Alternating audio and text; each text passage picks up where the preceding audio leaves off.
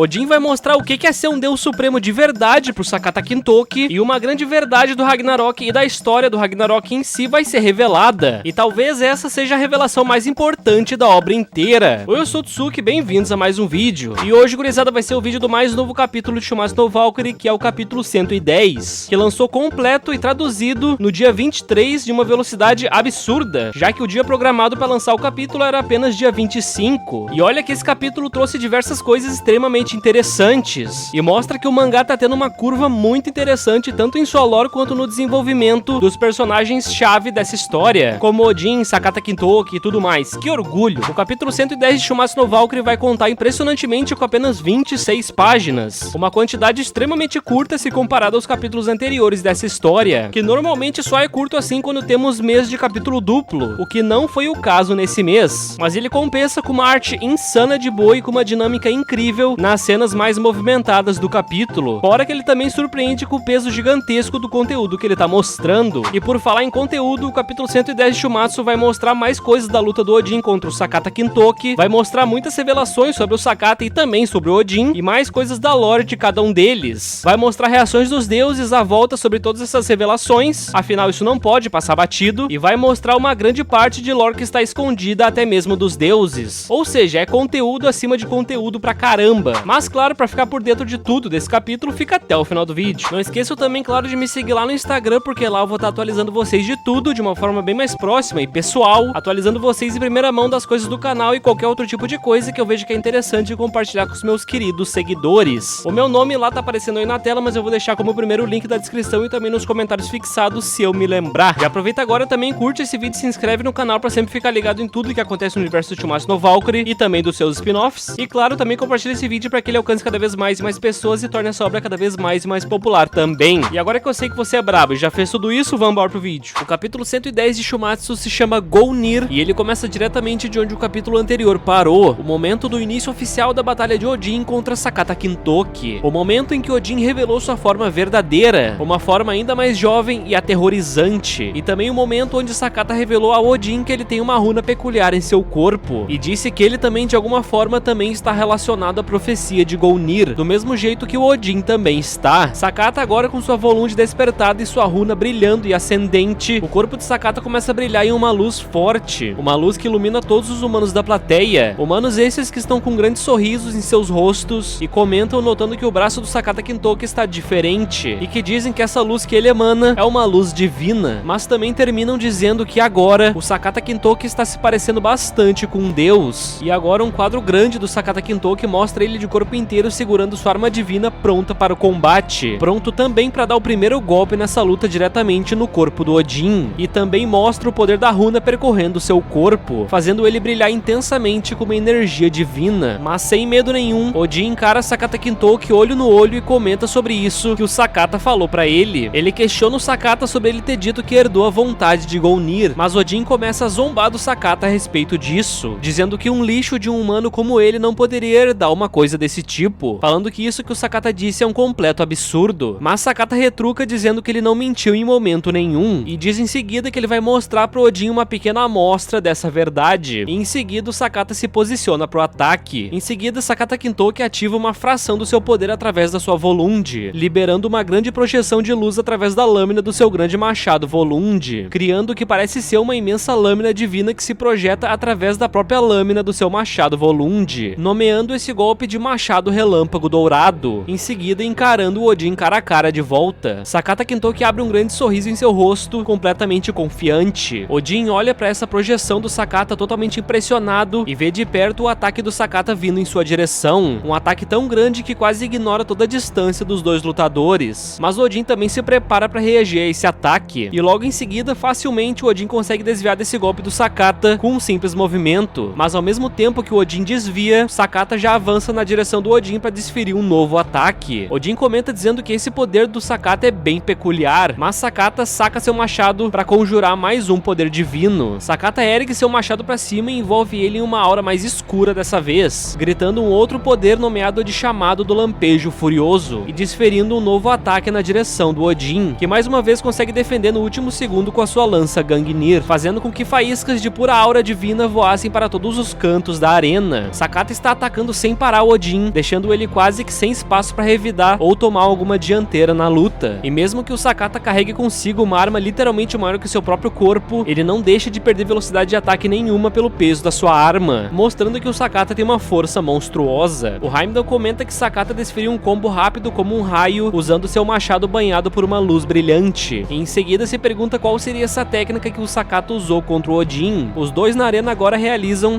uma agressiva disputa de força. Sakata com seu machado e Odin com sua poderosa lança. E com os dois agora bem perto um do outro, Sakata pergunta se Odin estaria curioso para saber qual das duas armas divinas era a mais forte, e diz em seguida que agora é sua parte favorita. Mas Odin fica extremamente sério nesse momento, muito mais sério do que o normal, e isso é algo que surpreende o Sakata. E em seguida Odin começa a sussurrar alguma coisa, que faz com que o Sakata perceba que alguma coisa não muito boa está para acontecer. E agora vemos Odin recitando uma conjuração mágica no meio da batalha contra Sakata Kintoki, uma conjuração inteiramente recitada em idioma nórdico, descrito apenas por runas. Uma conjuração bem longa que traduzida fica desse jeito: ó feitiço, transforme e destrua a calamidade, engula a floresta das trevas e guia a sombra da maldição até o coração do meu inimigo. Durante essa conjuração, uma magia negra começa a emanar do corpo do Odin e começa a flutuar no ar enquanto rodeia os dois. Mas depois que o Odin começa a concluir sua conjuração, essa aura negra começa a ir diretamente pro corpo do Sakata Kintoki, rodeando completamente a silhueta do seu corpo com um brilho negro. Odin continua recitando o final da sua magia, dizendo a frase "Sexto hino amaldiçoado" contra a maldição da sombra destruidora, que parece ser o nome oficial do seu ataque. E quando ele finalmente termina a conjuração da sua magia, uma onda de impacto parece que atinge o corpo inteiro do Sakata Kintoki, arremessando ele para muito longe. Sakata sente isso e fica completamente impressionado, não entendendo nada do que acabou de acontecer, e Odin apenas olha para ele totalmente confiante, como sempre. Kintoki é arremessado para um dos cantos da arena, batendo com seu corpo diretamente em uma das muretas da arena, fazendo com que ela rachasse por completo pela força do impacto. As crianças da plateia do Sakata veem isso e chamam o nome dele, completamente preocupadas com a situação do Kintoki. E já do lado dos deuses, eles dizem que isso que o Odin acabou de fazer foi muito medonho. Eles dizem que a canção do Lord Odin está ecoando por todo Valhalla, e Heimdall agora grita que essa foi uma incrível demonstração de ataque e defesa desde o início da luta, e diz em seguida que ambos os lutadores estão indo a toda velocidade um contra o outro. Odin continua olhando muito sério pra frente onde ele enviou o Sakata, e os humanos da plateia começam a comentar sobre o que acabou de acontecer, principalmente a turminha lá do Sasaki. Ele pergunta como que aquele deus fez o Sakata voar pro outro canto da arena desse jeito, e diz que não pareceu que ele sequer tocou no Sakata pra fazer isso. Por fim, perguntando que tipo de técnica seria essa, o Musashi responde dizendo que também não faz ideia, e diz que acha que provavelmente essa técnica não seja coisa que os humanos possuem. Sasaki diz que isso talvez seja mais do que uma simples técnica, mas sim um verdadeiro poder, e por fim diz que essa luta está se tornando uma luta mortal e tanto, falando bem empolgado. Mas a Valkyria dele percebe isso e dá uma bronca neles, dizendo pra eles pararem de ficar empolgados com essas lutas até a morte. E agora, de volta pra arena, Sakata começa a se erguer daquele buraco onde ele está, e diz que isso sim foi uma surpresa e tanto, e se pergunta o que exatamente foi isso que o Odin fez com ele. Mas agora, de volta pro lugar onde está a Brunilda e os Zeus lado a lado vendo a luta, Zeus começa a emanar uma pressão totalmente séria no lugar onde ele está, e do nada ele fica em sua forma musculosa novamente ao lado da Brunilda. Zeus começa a falar totalmente bravo e zangado com a Brunilda, perguntando pra ela que tipo de piada era essa que ela estava fazendo, mas a Brunilda calmamente responde pra ele, perguntando o que ele queria dizer com isso. Mas Zeus, em resposta disso, grita com ela com muita raiva, dizendo pra ela parar de se fazer de burra e explicar pra ele exatamente o que tá acontecendo, e ele fala isso aumentando ainda mais a sua massa muscular pra um nível monstruoso, tão grande que chega a quebrar as paredes em volta da varanda onde eles estão. Zeus diz em seguida que aquele humano da arena estava usando um poder divino, um poder que só os deuses possuem, mas diz que o problema é ainda maior do que apenas esse. Zeus diz que a marca na mão daquele humano não é uma simples marca comum que qualquer um poderia ter. Ele fala que essa marca, aquela marca da mão do Sakata Kintoki, é a marca das runas dos deuses primordiais. A Brunilda, ouvindo tudo isso, pergunta para Zeus se ele está dizendo que ele então já sabia sobre tudo isso dos deuses primordiais. E Zeus responde dizendo que se a Brunilda achou que ele não perceberia essas coisas, então ela estaria subestimando ele muito. Mas Zeus fala em seguida que de qualquer forma, por que aqui e como aquela coisa que nem deveria existir estaria aparecendo a esse ponto do torneio, se referindo à runa dos deuses primordiais, ainda mais em um humano como o Sakata Kintoki. E por fim, o Zeus pergunta pra Brunilda o que seria o Sakata de verdade e por que ele teria aquela marca. A Brunilda Brunilda responde Zeus, dizendo que inegavelmente Sakata Kintoki é um humano, ou seja, dizendo que ele não é metade demônio nem metade divino, ele é um humano 100%, mas ela também diz que, no entanto, Sakata Kintoki é o único humano com o sangue dos deuses primordiais correndo em suas veias. E após a Brunilda soltar essa bomba na mesa para Zeus, ele fica completamente abismado com isso, perguntando para ela o que exatamente ela tá querendo dizer com essa afirmação. Mas agora a cena volta novamente para a arena do Valhalla, onde está acontecendo a luta. Sakata se levanta e caminha novamente em direção ao Odin, mostrando que o Sakata parece que praticamente nem sentiu esse ataque mágico de Odin, apesar de ter surpreendido ele no início. Não parece muito que fez muito efeito no Sakata Kintoki, que caminha na direção do Odin com um sorriso pleno no rosto. Sakata diz que é exatamente como ele imaginava, e ele diz que então esse deus supremo do panteão nórdico não é um Zé Ninguém qualquer, dizendo que Odin é forte como ele imaginava. Odin questiona Sakata Kintoki, dizendo que para ele ter a runa de Dagaz e herdar essa vontade de Golnir, ele não deve ser um qualquer também. E por fim pergunta pro Sakata o quanto ele sabe das coisas. E Sakata responde que ele não é um mentiroso, e diz que ele sabe de absolutamente tudo. Sakata fala pro Odin que ele sabe que o Odin já foi antigamente um deus sem nome, e que diz também que sabe sobre a tragédia do povo Golnir, assim como seu único sobrevivente da tragédia. Odin encara Sakata Kintoki percebendo que talvez Sakata saiba muito mais do que ele imaginava, e que também ele sabe muito mais do que qualquer outro deus no paraíso sobre o passado do Odin. Agora vemos os deuses reagindo a toda essa revelação, afinal uma coisa tão grande e impactante assim não pode passar batido sobre eles. Vemos os deuses na plateia impressionados que o Odin era um deus sem nome antes, outros comentando sobre o Sakata ter falado sobre o tal povo de Golnir e perguntando se alguém já sabia alguma coisa sobre isso, sobre o que eles estão falando, e outros deuses respondem dizendo que ninguém nunca havia ouvido falar sobre isso. Afrodite observa tudo isso e comenta que aquele garoto humano parece saber muito mais coisas sobre o Sr. Odin que até mesmo eles, os deuses, não sabem. Já Shiva parece que não liga pra nada disso e diz que na verdade só liga pra no fim saber qual dos dois é o mais forte da luta. E já Thor continua do mesmo jeito, sem reação como sempre. E sinceramente eu não esperava mais do que isso. Mas agora em outro lugar, Ares começa a dar uma gargalhada com um grande sorriso. Ares pergunta sobre o que esse humano estaria falando agora e diz que ele deve ter bebido antes de entrar na luta pra falar tais coisas. Ares fala que se isso for pra levantar a moral dos humanos ele até entende, mas diz que ficar falando essas baboseiras de bêbado no meio da luta já é um absurdo. Mas Hermes interrompe o Ares, dessa vez de forma brava e agressiva, dando um grito com seu irmão, e Hermes diz pro seu querido irmão mais velho Ares calar a boca por 1 minuto, e diz em seguida pro Ares com o rosto totalmente sério que parece que agora isso não é mais motivo pra dar risada, e vemos logo atrás o Ares bastante triste por ter sido repreendido por seu irmão Hermes. E Odin começa a aparentemente ficar bem irritado com tudo isso que tá acontecendo. Ele olha pra frente, mas não necessariamente pra encarar o Sakata, mas sim talvez pra lembrar de alguma coisa, lembrar de algum acontecimento no passado, e Odin fala o nome de Golnir. E agora vemos um flashback, mas não um flashback do Sakata Kintoki ou do próprio Odin, mas sim um flashback do povo de Golnir, e vemos na imagem um local rodeado de montanhas, um local que mostra uma grande cratera no meio. E agora a gente vê essa cratera mais de perto, com o narrador dizendo que o povo Golnir era um grupo lamentável de deuses que foi removido da história do Valhalla completamente. Ele fala que essa foi uma tragédia que nasceu das crenças de um certo deus primordial, mas o narrador diz que não era apenas isso. O narrador fala que isso também estava relacionado com todo o Ragnarok. Vemos um deus caído na imagem, um deus que está no meio dessa enorme cratera, e esse deus está no meio do que parece ser um grande ritual também. E no meio desse ritual esse deus está escrevendo uma espécie de livro. Em seguida a gente vê esse deus completamente machucado e talvez perto da morte, escrevendo o que parece ser suas últimas palavras. Mas o narrador diz que isso está relacionado não só com o Ragnarok, mas também com toda a verdade do mundo. E agora, em outro lugar, longe dessa tragédia, a gente vê agora uma cidade bem mais tranquila, com uma mulher usando uma espécie de poder mágico para desabrochar algumas rosas em uma espécie de jardim. Uma moça que parece bem calma e também bem feliz. A gente vê um homem se aproximando dela enquanto chama seu nome. Ele a chama de Eirin e diz pra ela ver o que ele acabou de fazer e ficar maravilhada com isso. Ele diz que esse é o projeto das manoplas que ele estava falando anteriormente, e fala que o projeto está finalmente pronto. Ele fala com ela todo empolgado, dizendo que essas manoplas são incríveis. Ele diz que elas são tão finas, mas ainda assim são feitas de fibra de oricalco, ultra denso. Ele diz em seguida que com ajuste perfeito, elas podem defender contra qualquer ataque possível, e diz que são basicamente o escudo definitivo. E vemos que essa mulher é a deusa primordial do grande resplendor, com o nome de Eirin. Ela olha pra ele e diz que isso é incrível, em seguida dizendo que tá animada pra quando ele terminar de construir as luvas. O chamando de querido, o homem diz que ela tem um olho ótimo e diz que não esperava menos da sua amada esposa. E ele fala em seguida que vai chamar essas manoplas de aço divino de Yarngraper. Perdoem-me a pronúncia desses nomes nórdicos extremamente difíceis de falar. E diz que com essas luvas ela vai poder manusear qualquer material perigoso sem problema nenhum. Embora ele diga também que elas talvez sejam manoplas tão pesadas que talvez ninguém seja capaz de manuseá-las nunca. E pergunta se sua esposa Eirin estaria ouvindo ele. Ela vira pra ele e diz que sim, ela tá ouvindo. E com um sorriso no rosto ela diz que sempre que ele inventa alguma coisa, ele fica agindo como uma criança. O narrador diz que esse deus seria posteriormente mencionado no texto proibido chamado O Livro de Golnir, dizendo que ele também é um deus primordial. E esse deus fala que ele fica assim porque criar coisas que jamais alguém viu antes é o único propósito da sua existência. E vemos que esse deus velho que está falando é o próprio deus primordial das invenções, Golnir. E é com essa grande revelação que esse capítulo termina. Gurizada, que capítulo interessante de se ler. Ele não foi um capítulo de pura luta intensa, de porradaria completa ou de completa ação, mas sim um capítulo de história principalmente. Mas nossa, tudo aqui foi mostrado de forma tão interessante que me prendeu demais mesmo sendo tão curto. A parada do Odin usando uma magia complexa como nenhum outro deus usou até agora em Shumatsu. A parada do passado do povo Golnir e da revelação de que existia talvez uma vila inteira de deuses primordiais que foi dizimada. Tudo isso foi muito interessante mesmo. Eu achei esse capítulo tão bem construído e com uma curva de narração tão boa que eu achei ele um destaque até entre os capítulos mais interessantes de Shumatsu. Fora que a arte dele em geral tá um absurdo de bem feita. E aquela deusa lá, Eirin, tá simplesmente um absurdo de linda, viu? Nossa, eu apaixonei muito forte, mais forte que a gravidade, tá maluco? Esse capítulo também deixou muitas portas pra muitas coisas serem exploradas no capítulo do mês que vem. E talvez o real motivo desse capítulo ter sido curto é porque o capítulo do mês que vem vai ser muito maior, ou talvez imenso. Afinal, essa história de Golnir parece algo gigantescamente interessante e cheia de conteúdo que não vai dar pra ser contado por completo em apenas um capítulo de tamanho comum. Fora que ficar picotando essa história também é meio broxante. Então é muito melhor entregar alguma coisa pequena agora e uma coisa gigantesca no mês que vem, pra eles terem mais tempo de trabalhar nisso. E eu não acredito que os caras conseguem meter coisa relacionada ao Thor em toda a cena de lore importante. Cara, pelo amor de Deus. Agora os caras me vêm mostrando que esse Golnir fez as luvas do Thor. Sim, aquelas manoplas que ele comentou ali são as manoplas do Thor. Aquele par de luvas pretas que o Thor tem, tá ligado? E ainda me disse que elas são tão pesadas que ninguém vai conseguir usar elas. Agora, depois dessa frase, tu aposta quanto que os caras vão usar isso como um feito de força relevante pro Thor? Aposta quanto? Tá maluco, irmão. Fora que pelo menos ele comprovou que essa é a defesa suprema do paraíso, né? As luvas do Thor, luvas que o Thor não usa pra se defender. E o mais engraçado é que aparentemente o Golnir tava fazendo elas pra esposa dele, né? Pra ela não se machucar mexendo em coisas perigosas e tudo mais. E no fim a luva foi pro Thor. Mais uma vez o Thor noiva confirmado no verso. Mas enfim, gurizada, eu vou terminando o vídeo por aqui. Eu espero bastante que vocês tenham gostado. Não esqueçam de dar aquele apoio magnífico nesse vídeo e também de comentarem o que acharam do vídeo e também do capítulo em si, porque é bem importante. Obrigado por terem assistido o vídeo até aqui e até o próximo vídeo, gurizada. Beijão.